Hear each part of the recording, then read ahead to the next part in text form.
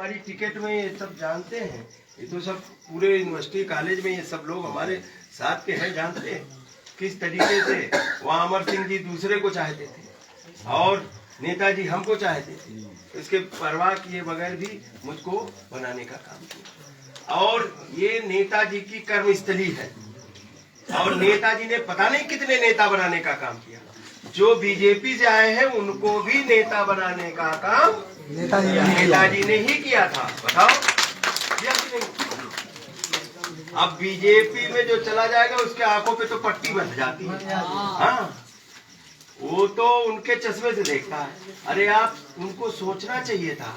जिस नेता ने 2 बार मुझे सांसद बनाया, 1 बार एमएलए बनाया, कौन नई चीज हो जाएगी तुम एमपी के लिए चुनाव में खड़े हो गया और 1 वर्ष के लिए। और इनको तो कह देना चाहिए था कि मैं ये चुनाव नहीं लड़ूंगा, क्योंकि नेताजी ने ही हमें उंगली पकड़ के सिखाया। आज न रहने पे उनके परिवार के खिलाफ मैं ये चुनाव नहीं लड़ूंगा, आम चुनाव आएगा तो दे देना। लेकिन नहीं, मैं तो आप लोगों से अपील करने आया कि मैनपुरी के लोगों, ये मैनपुरी का सम्मान है और माननीय मुलायम सिंह यादव जी के भी सम्मान में और श्रद्धांजलि में 5 तारीख को आप इतनी बटन दबा दो कि श्रीमती डिम्पल यादव इतने वोटों से जीते कि आज तक मैनपुरी में कोई इतने वोटों से न जीता हो। और नेताजी जहां भी होंगे वहां से देखेंगे तो कहेंगे कि मैनपुरी के लोगों ने हमारे न रहने पे भी हमारा सम्मान करने का काम किया। इसलिए मैं कहना चाहता हूं, देखिए बीजेपी कुछ नहीं करने वाला है। जो विकास दिखाई पड़ रहा माननीय नेताजी का है, माननीय अखिलेश यादव जी का है। जैसा हमारा सत्यम भाई ने भी सारी योजनाएं बता दी, एम्बुलेंस से लेके 100 नंबर से लेके सारी।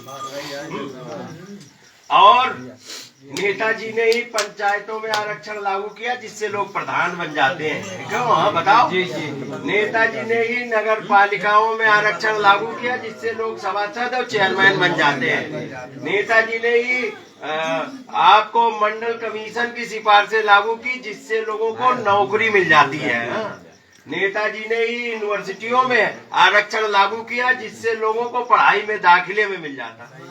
कई बार लोग कहते थे समाजवादी पार्टी ने क्या किया। अगर समाजवादी पार्टी और माननीय मुलायम सिंह यादव जी ने संघर्ष नहीं किया होता तो आप यूनिवर्सिटी और कॉलेज का दाखिले का गेट का दरवाजा भी नहीं देख पाते।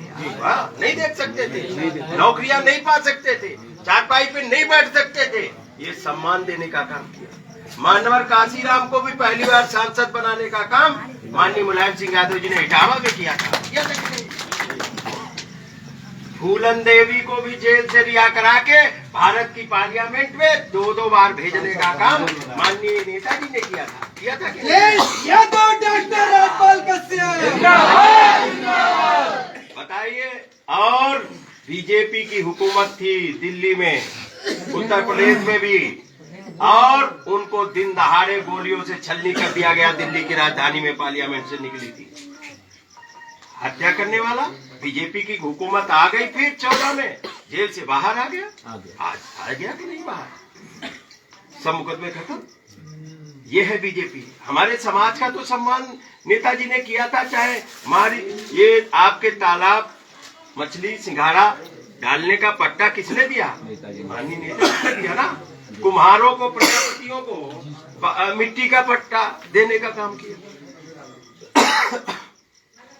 आपके बालू खनन का भी दे दिया था, लोगों रुका दिया। आपके महर्षि कच्छप महाराजा निषाद राज के नाम पे छुट्टी करने का काम माननीय अखिलेश यादव जी ने किया था।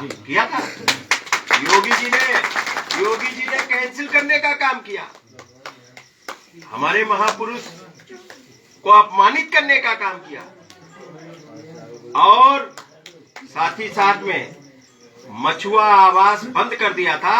माननीय अखिलेश यादव जी ने लोहिया आवास की तरह मछुआ आवास देने का काम किया था, जो 3,05,000 का मिलता था, वो भी मुख्यमंत्री योगी जी ने कैंसिल कर दिया। आपका आरक्षण दिया था, आपको अनुसूचित जात में परिभाषित करने का काम किया था, जिससे आपके भी लड़के थानेदार और सिपाही, दरोगा और कलेक्टर और कप्तान बन जाते। लेकिन वो भी उन्होंने कोर्ट में रुकवाए रखा और अभी उन्होंने कैंसिल करवा दिया। कोर्ट में पैरवी न करके विड्रा कर ली एप्लीकेशन, कोर्ट ने निरस्त कर दिया। ये आपके हितैषी नहीं है। एक दल है हमारे समाज के नाम पे बना लिया, उन्होंने कहा आरक्षण के नाम पे बनाया था और आरक्षण अब मांग ही नहीं रहे। न पहले आरक्षण अब मांगेंगे तो चौराहे पे मांगेंगे आरक्षण, जन समाज के बीच में आरक्षण। अब विधानसभा और पार्लियामेंट में पहुंच गए, वहां आरक्षण की बात ही नहीं कर रहे। ये बीजेपी है, वहां आरक्षण की बात नहीं कर सकते हो। ये मुखौटे बैठा ले गए। ये जितने भी दलित बैकवर्ड नेता बीजेपी में है, इनकी हैसियत नहीं है कि ये आरक्षण की बात कर दें। नहीं हैसियत है, चाहे जितने बड़ा मंत्री हो, नहीं कर सकते। और हम तो विधान परिषद में बोलते थे, ललकारते थे, मुख्यमंत्री योगी आदित्यनाथ जी से भी सवाल करते थे। भले को हम मल्ला और कच्छप घर में पैदा हुए हैं, लेकिन लड़ाई कोई कमजोर हम नहीं लड़ते हैं, ये जान लीजिए। और सड़क पे भी लड़ते हैं, सदन में भी लड़े। जब तक रहे सदन में, तब तक जो वीडियो और हमारा फेसबुक आईडी देखते होंगे और सोशल मीडिया देखते होंगे। प्रवक्ता होने के नाते टीवी चैनल पे भी लड़ते हैं बीजेपी वालों से। ये बेईमान लोग हैं, ये चोर नहीं है, ये डकैत है, डकैत। आपके जेब पे डकैती डाल रहे, आपके घरों पे डकैती डाल रहे। सिलेंडर 1100 का कहते थे फ्री में दे रहे, 1100 का करे मीटर फ्री में लगवा दो, बिल आ रहा 2-2,000 3-3,000 कट रहे। बताओ, बिजली का FIR लिखी जा रही, कहीं जियो सिम फ्री में ले लो। आपका फ्री में चल रहा है? बताओ ना, फ्री में चल रहा क्या? नहीं चल रहा। कह रहे 5 किलो अनाज ले लो। 5 किलो अनाज कितने का हुआ? 100 रुपए का। 100 रुपए का हुआ, 100 रुपए का हुआ और 300 रुपए मजदूरी मिलती है। और खेत में 1.5 कुंटल चल के जा रहे हैं उनके रिश्तेदार। बताओ, रिश्तेदार उनके चल के जा रहे हैं, उसका हिसाब कौन देगा? ये तो बताओ, बताओ। और पता है 300 रुपए मजदूरी करने वाला आदमी खेत में रखवाली कर रहा, रात में भी, दिन में अलग कर रहा। तो 300 रुपए जोड़ लो तो कितना हुआ? 9,000 रुपए एक आदमी का। और 2 आदमी का जोड़ लो तो 18,000 हुए। और 100 रुपए का अनाज में खुश होकर वोट दिया है। क्यों? बताओ। खाद महंगी हो गई, बीज महंगा हो गया, डीजल पेट्रोल महंगा हो गया, सब चीजें महंगी हो गई। और तुम्हारी फसल जब पैदा होगी तो सस्ते में बिकेगी। गेहूं कितने में बेचा था? बताओ। 1600, 1700, 1800, 1900 में। अब कितने में बिक रहा? 2800 में। तो पता है 2800 में अब तुमने पैदा किया, अगर आटा खाना पड़ेगा तो गेहूं खरीदना पड़ेगा, तो तुमको भी 2800 में मिलेगा। अब बताओ, जिसको बुवाई नहीं पता, जिसको खाद बीज का नहीं पता, पैंट शर्ट बढ़िया पहने हैं, वो कमा रहा 1,000 रुपए तुम्हारी फसल से। बताओ। अब जिसने फसल बोई, जिसने बच्चे की तरह पाला फसल को, और बच्चे की तरह फसल को पाला, उसकी लागत भी नहीं निकल रही। नेताजी ने एक बार पार्लियामेंट में बोला था, कि उसकी खेती का किराया जोड़ दो, उसके परिवार के मेंबरों की मेहनत जोड़ दो, और जानवरों की मेहनत जोड़ दो, और खाद बीज पानी जोड़ दो, तो घाटे का सौदा किसान कर रहा है। भाई एक सिक्योरिटी गार्ड में भी लग जाओ तो 9,000 10,000 मिल जाएगा। अब खेत में 5-5 लोग लगे।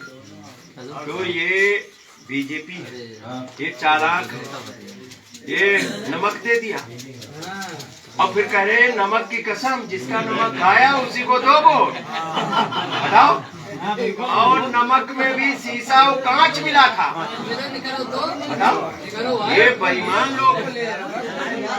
इसलिए ये जब सरकार नहीं थी इनकी, जब पहली बार बीजेपी 14 में आई, तो प्रधानमंत्री जी ने ऐसे सपने दिखाए, लगता था ये आ जाएंगे तो देश में स्वर्ग हो जाएगा, क्यों ऐसे सपना दिखाया था। और नौजवान भी खूब दीवाने हो गए, मोबाइल में देख देख टीवी मोबाइल सब उन्होंने खरीद लिया।